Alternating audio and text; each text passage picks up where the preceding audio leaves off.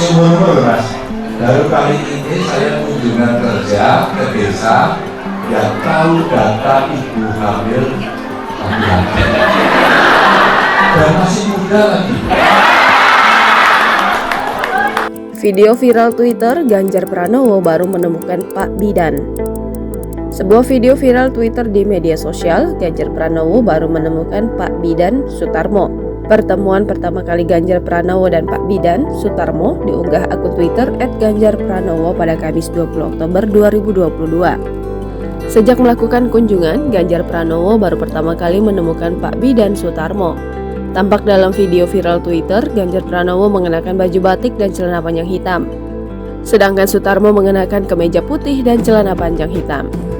Sutarmo bekerja sebagai pembantu pembina keluarga berencana desa. Setiap tanggal 24, Sutarmo melakukan pertemuan di balai desa dengan ibu hamil. Saat itu, Ganjar Pranowo mengaku bangga terhadap kinerja Sutarmo merupakan kejadian yang langka.